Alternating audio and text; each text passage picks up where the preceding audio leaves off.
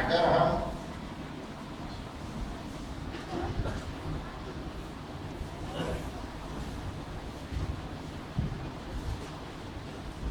اس دنیا میں اپنی اس دنیاوی زندگی میں صحیح معنی میں اللہ کی عبادت اور بندگی کرنے والے بنیں گے تو ہمیں اللہ تبارک و تعالیٰ کی رضا نصیب ہوگی اور آخرت میں اللہ تبارک و تعالیٰ جنت میں ہمارا مستقر اور ٹھکانہ ہمیں عطا فرمائے. یہ بہت ہی ایک سادہ بات ہے، بالکل سمپل.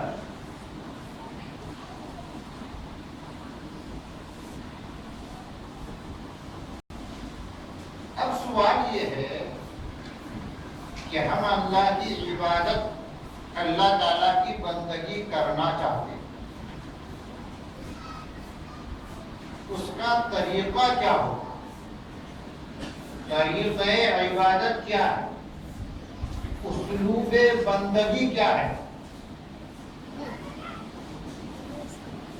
یہ بتانے کے لیے اللہ تبارک و تعالیٰ نے انبیاء کرام علیہم الصلوات والتسلیم کو دنیا میں مبعوث فرمایا.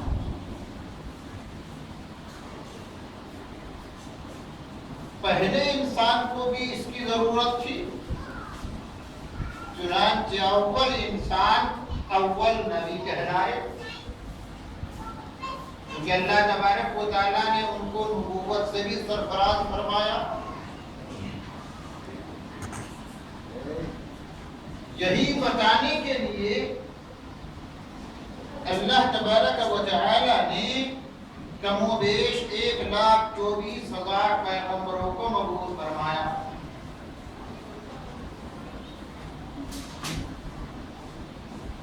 سب سے اخیر میں خاتم النبیین بن کر جناب محمد رسول اللہ صلی اللہ علیہ وسلم اس دنیا میں مبعوث ہوئے. آپ صلی اللہ علیہ وسلم کی بعثت مقدسہ ہوئی.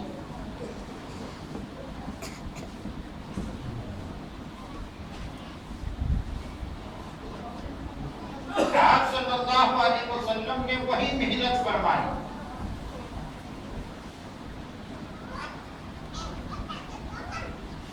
جو تمام انبیاء کرام نے محنت کی تھی. آپ صلی اللہ علیہ وسلم وہی دین لے کر تشریف لائے جس دین کو لے کر تمام انبیاء کرام آئے.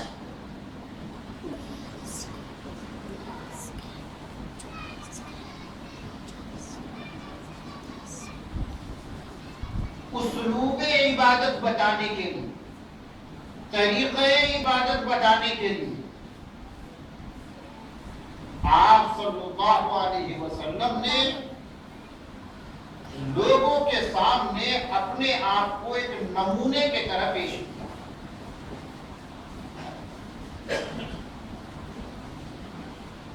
کیونکہ انسان اپنی فطرت کے اعتبار سے نمونہ تلاش کرتا ہے. انبیاء کرام ایک نمونے کی حیثیت رکھتے ہیں. خود اللہ تبارک و تعالیٰ نے ارشاد فرمایا لقد كان لكم في رسول الله اسوة حسنة، تمہارے لیے اللہ کے رسول میں بہترین نمونہ ہے.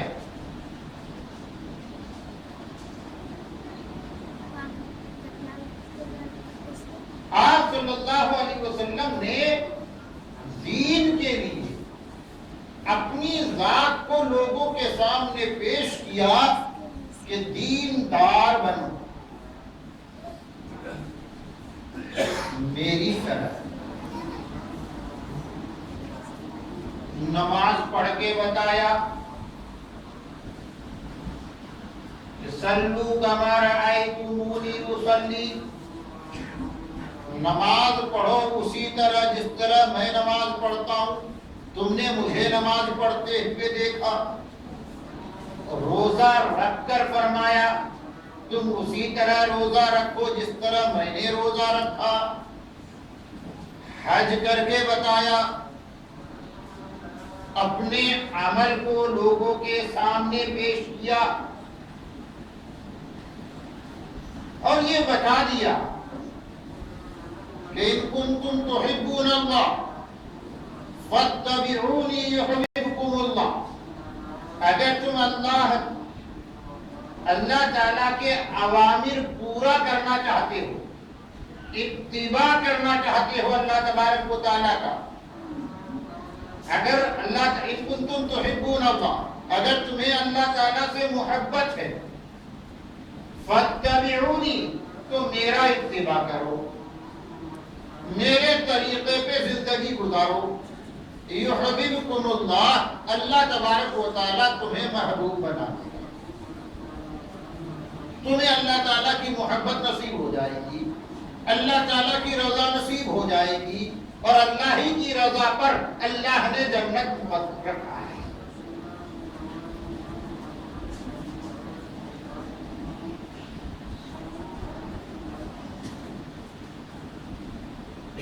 جب پوری دنیا میں یہ جو نبیوں کی تعلیم، حضرت عیسیٰ علیہ السلام سیکنڈ لاسٹ نبی ہے،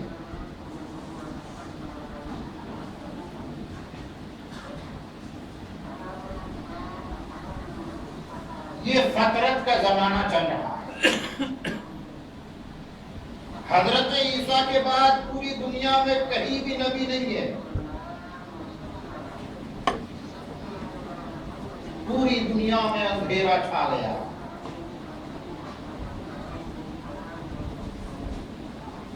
معصیتوں کا اندھیرا، گناہوں کا اندھیرا.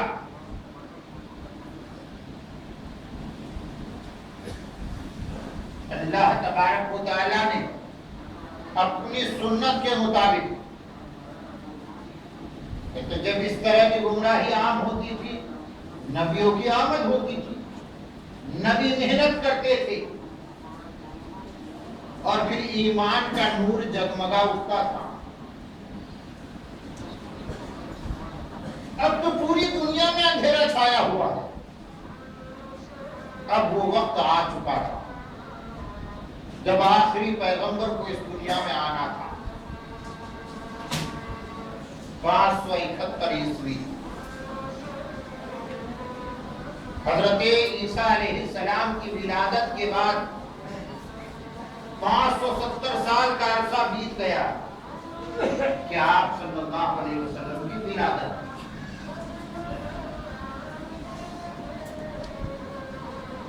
آپ صلی اللہ علیہ وسلم مینار نور بن کر آئے. کہتے ہیں اندھیرا چاک کر کے روشنی پھیلانے والا بن کر آئے.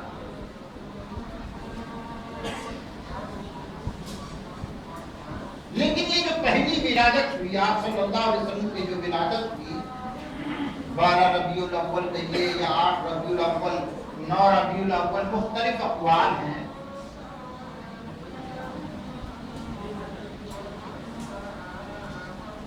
آپ صلی اللہ علیہ وسلم اس دنیا میں آئے تو محمد ابن عبداللہ بن گیا. لوگوں نے کیا کہا کہ عبداللہ کے گھر بیٹا پیدا ہوا.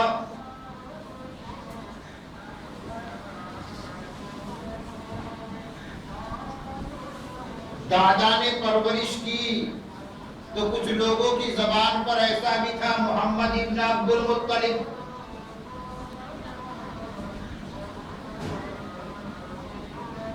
یہ 40 سال کا عرصہ، یہ 40 سالہ دور زندگی، اس پر آپ ایک نظر ڈالیں. بچپن سے لے کر شباب اور جوانی کا زمانہ،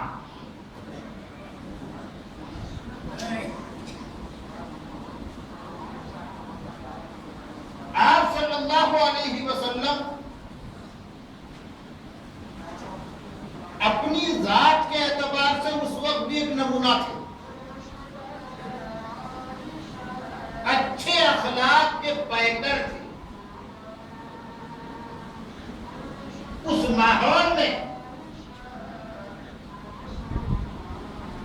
جب سچ بولا نہیں جاتا تھا، سچ بولنے کو حماقت اور بے وقوفی سمجھا جاتا تھا، اور جھوٹ بولنا یہ ہنر کہلاتا تھا.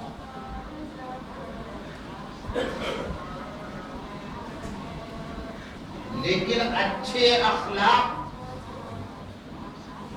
کی اپنی ایک طاقت ہوتی ہے. برے ماحول میں بھی اچھے کاموں کی ستائش ہوتی ہے، اور انسان کہتے بائی نیچر اچھے اخلاق سے متاثر ہوتا ہے. کتنا ہی گھٹیا قسم کا آدمی ہو، اس کے ساتھ آپ اچھے اخلاق کا برتاؤ کیجیے، تھوڑا تو متاثر ہوگا.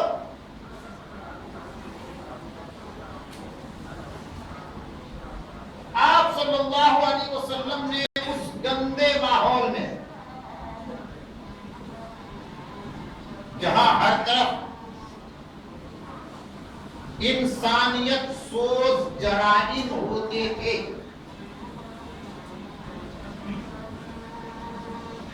آپ نے انسانی اخلاق کا نمونہ پیش کیا. بچوں کے لیے بچپن میں اپنا نمونہ پیش کیا، جوانوں کے لیے جوانی میں نمونہ پیش کیا، جبکہ آپ صلی اللہ علیہ وسلم پر وحی اتری ہی نہیں.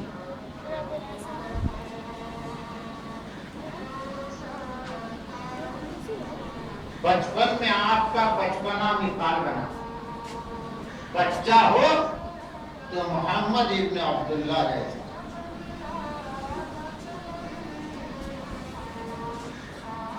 آپ صلی اللہ علیہ وسلم کی تعریف ہوتی ہے یہ کہہ کر کہ آپ تو بڑے سچے ہیں، صادق ہیں، آپ امین ہیں،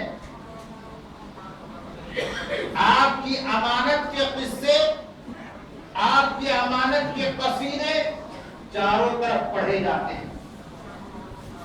یہ تو آپ کی امانت اور دیانت داری کا شہرہ ہی تھا کہ حضرت خدیجہ رضی اللہ تعالی عنہا کو جب ضرورت ہوئی کہ کسی کو اپنا تجارتی پارٹنر بنائے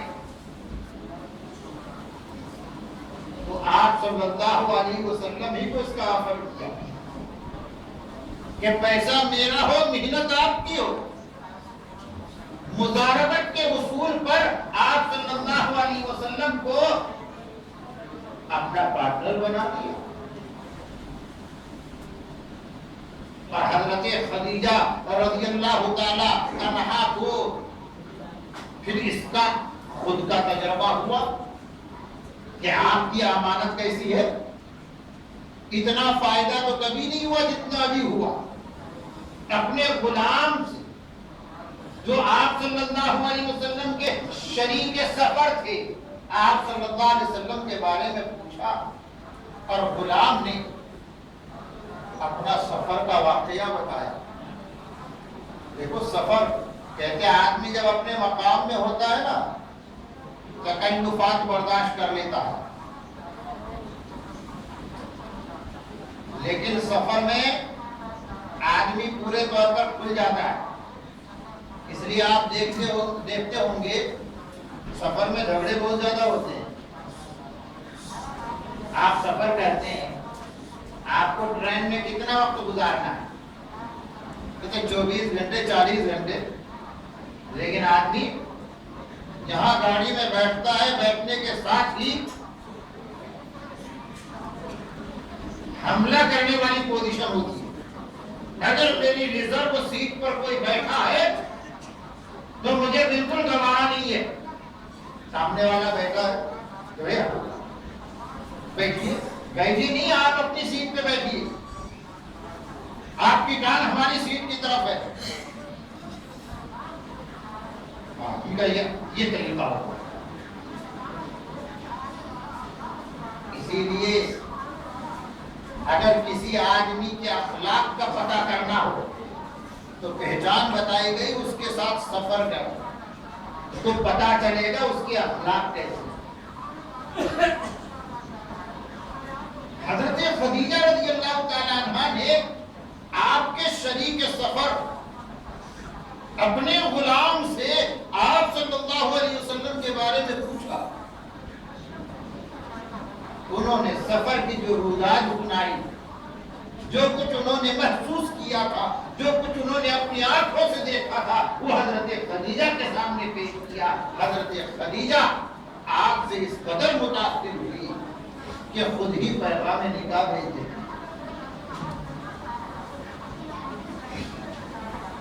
اور آپ صلی اللہ علیہ وسلم کے چچا ابو طالب کی مرضی سے یہ نکاح ہو رہا ہے.